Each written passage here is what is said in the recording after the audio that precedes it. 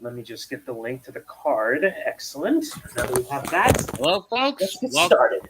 Sorry for the late hang up, folks, but welcome to the MegaMets podcast predictions for New Japan Pro Wrestling's Power Struggle 2023. For those wondering why we're not doing Crown Jewel, well, Crown Jewel's ass. WWE, two reasons. One, to both of us, Vince basically sold the company out to the Saudis for blood money. Of course he did.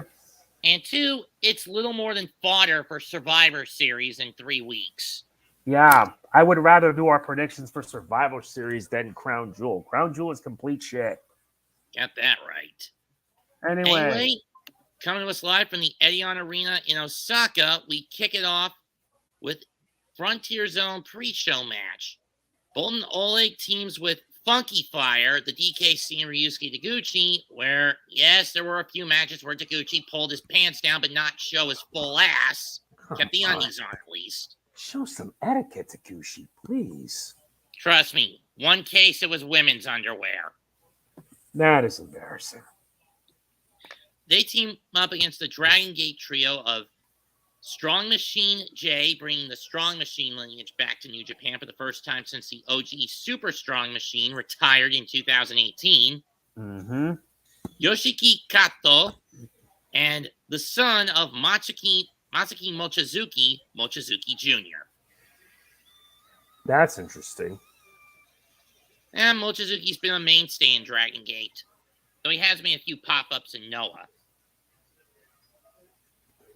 I see.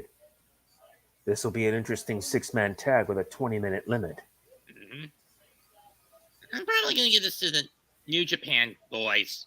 I mean, they never let their own boys lose these kinds of matches anyway. Same here. May as well.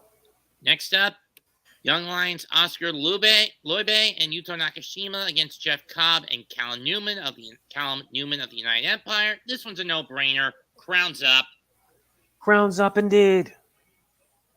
Next up, a junior special fatal 4-way tag.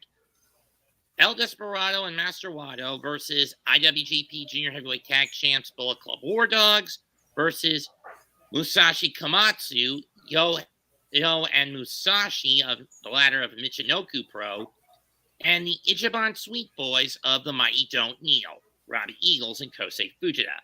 Damn. Of course, this will not be for the IWGP Junior Heavyweight Tag Titles unless, one way or another, Yo or Despy manage to piss Moloney and Connors off so much that they'll put the belts on the line. I wouldn't be surprised if they did.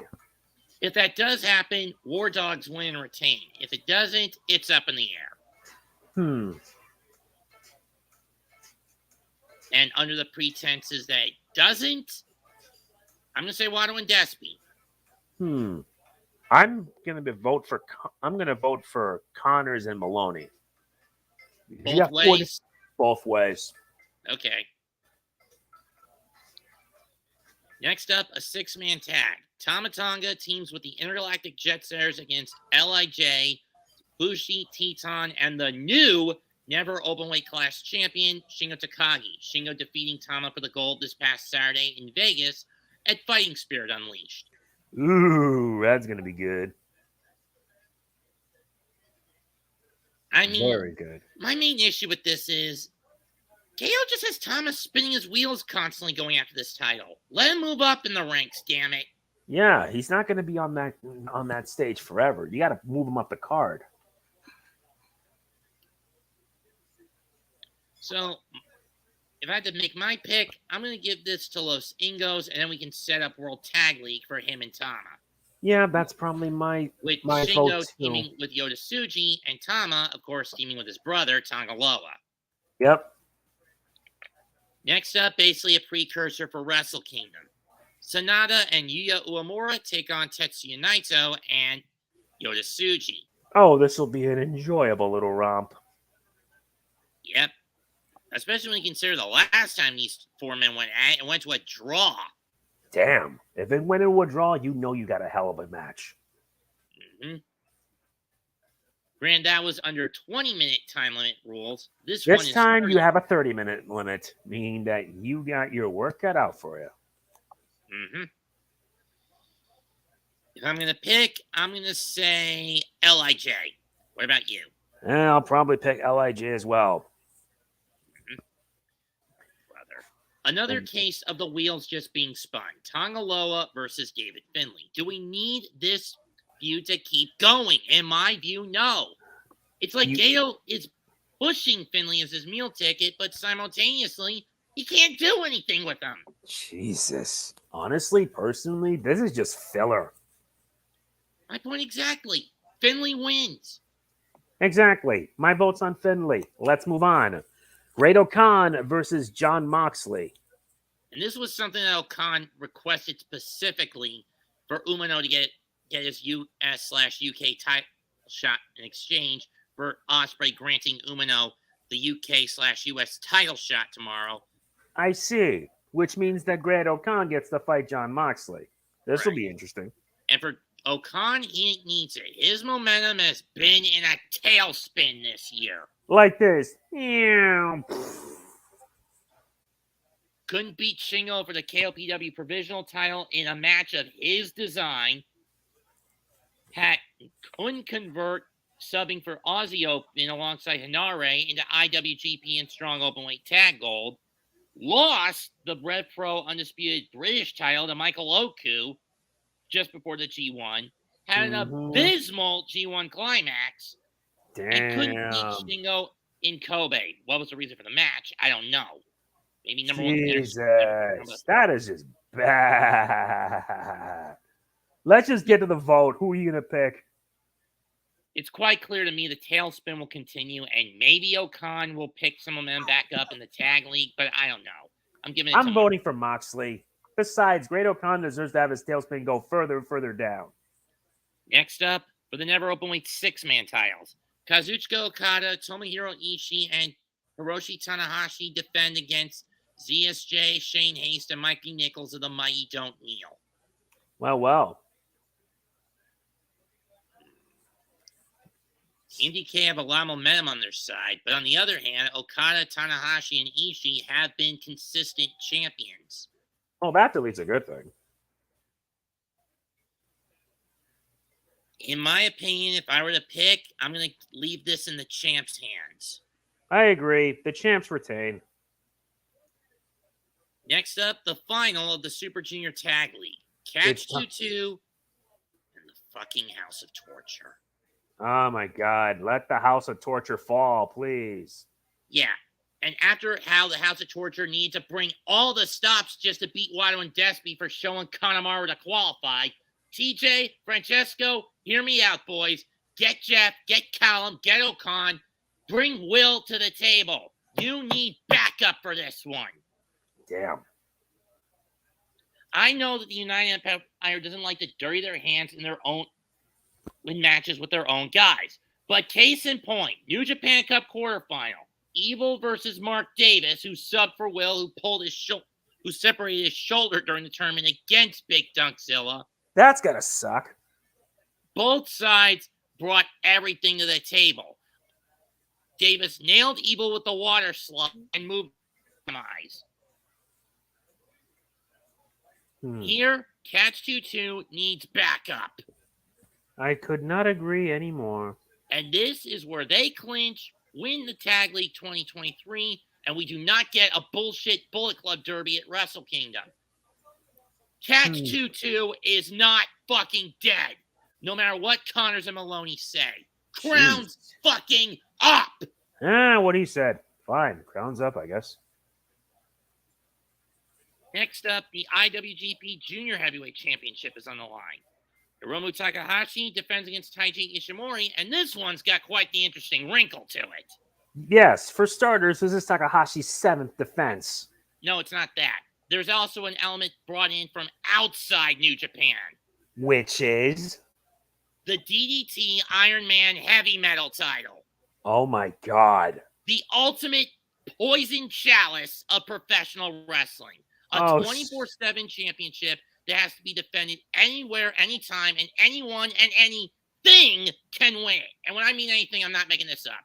Blow-up dolls, this will be fun. A ladder, posters, books, a cell phone, an Apple, models. sex dolls, a mini dachshund, a monkey, elementary school girls, a 3-year-old kid. Oh, come on. This is getting a bit out of hand here. Check the title lineage. Damn, that is a lineage, all right. Almost 1,600 champions, and a good chunk of them are inanimate objects. The belt even won itself at one point. God damn. It was even auctioned off at one point in its lineage, and the highest bidder became the champion. Oh my god.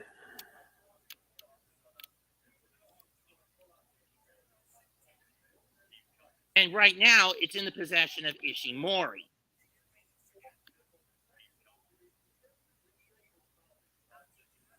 Basically, what happened was on October 27th, DDT wrestler Kazuki Hirata defeated Takeshi Masada in a match that was for both the DDT Extreme and Iron Man Heavy Metal titles. Jesus. After the match, Hiromu snuck in, rolled him up, and got the win. Since then, he had needed to have eyes in the back of his head. Even Yota Tsuji and one of the young lions have tried to get the belt off him. Oh my god. And then he ends up losing it to his cell phone because he was sleeping with the damn thing on his chest. Jesus, what? I did say inanimate objects win this thing. Oh, disposable chopsticks also won it once. This is getting ridiculous. I wish I was lying about this, Jose. Oh my god. I'm facepalming at this right now. You're looking at the lineage? Yeah. Then Sumi Sakai won it, and then Hiromu got it back, and then just yesterday, Ishimori got it. Oh my god, what is with this history? Like I said, it is one of the most ridiculous belts. And yet this thing is rated a 9.25 out of 10 on Cage Match. Mm-hmm. Because of how ludicrous it is. Damn.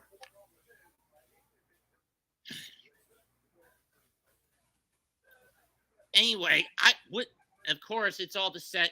The Iron Man title being in the picture is basically to set up a match that Hiromu's going to have with Hirata for that title November 12th at DDT's Ultimate Party in Ryogoku. That's nuts. Damn right, it's fucking nuts.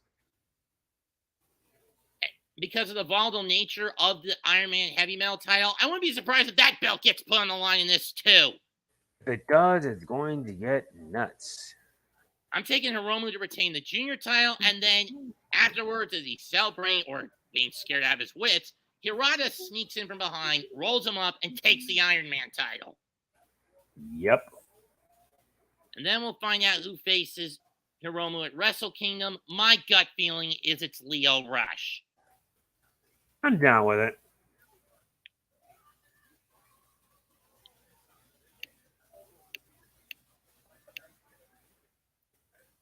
My God.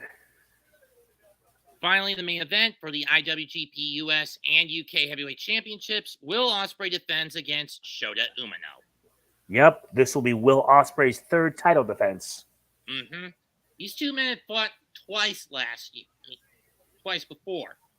When Shooter was on excursion in the UK in 2021, the match in RevPro, the match ended up getting stopped because Shooter couldn't continue. And you want to know who the ref was in that match? Who was it?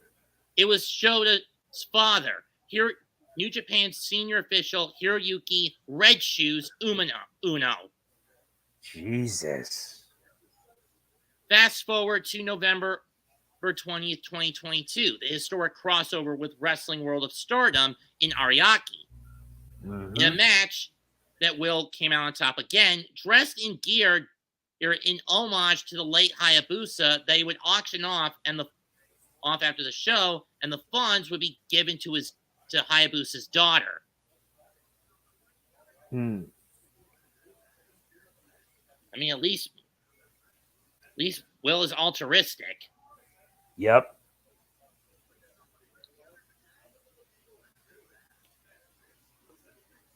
And that was with the U.S. title at stake in that night last year.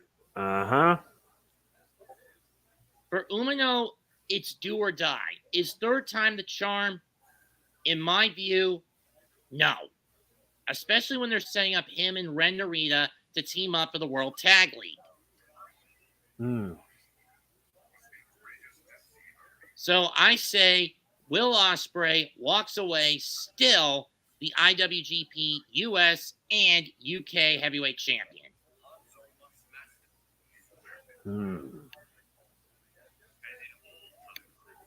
Where's your My thoughts? Jeez, this is going to be an insane match, to say the least. These two are very talented, and it's going to be one hell of a 60-minute match. But if I were to be honest, I'd say let Will Ospreay retain. That's and then that boils down to who goes after him at Wrestle Kingdom. Well, whatever Wrestle Kingdom will bring, it's going to be nuts. Yeah, I mean, especially when you consider who Will has beaten in a near 6 month span. Hiroshi Tanahashi, Lance Archer, Kenny Omega, Kazuchika Okada, Chris Jericho, Yota Tsuji, Speedball Mike Bailey, Eddie Edwards, Josh Alexander. That's a literal who's who of former world champions. That is nuts. Got that right. Oh, and Marufuji. I forgot about him. Oh, yes, Marufuji. Let's not forget about that. It was another one that he beat. Anyway, folks, I think our work is done. Next up on our docket, we'll be just before Thanksgiving, we'll be doing our picks for the World Tag League Tournament.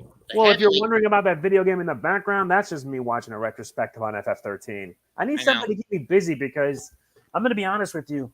YouTube just ain't fun anymore to make videos because tell me about before we end it, I want to say that, yeah, not just my channel, but everyone's channels are suffering a drop of viewership. And it's like YouTube is so determined to bury us. It's not fair. Again, considering how far they're willing to be government people pleasers and operating on quick fixes and cover-ups. Not to mention throwing us creators under the bus and demonetizing them because recently several well-known creators got demonetized. Yeah, Russell Mercury Falcon being one of them, and the biggest to me was Zallard1, a well-known speedrunner. Well, for me, it was Russell Brand. Russell Brand? Brand. Russell Brand? You know that British political commentator and comedian? I've heard of him. He got demonetized for a time.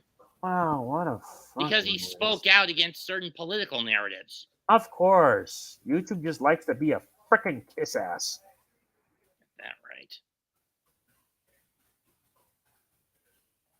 So, unfortunately, I don't have enough subs to get demonetized. You should not have to worry. I'm with an MCN, but I don't know how long it'll last. I know, but I'm just saying, if I get to that point, I'll worry. I know. But maybe within a couple of years, this whole platform will be shut down. Everyone will hop ship to Rumble, where there's actual legit free speech. Mm-hmm. Anyway, folks, that's it for the MegaMets tonight. Next up on the docket, we'll be doing picks for the World Tag League just before Thanksgiving, Full Gear, and then Survivor Series, like on Black Friday. This will prove to be most interesting. Till then, leave a comment, smash the like, and sub to the channels. This is Mega Man and GMX 2128 signing out. Goodbye. Good fucking night. Bang. Indeed. And cut. Yep.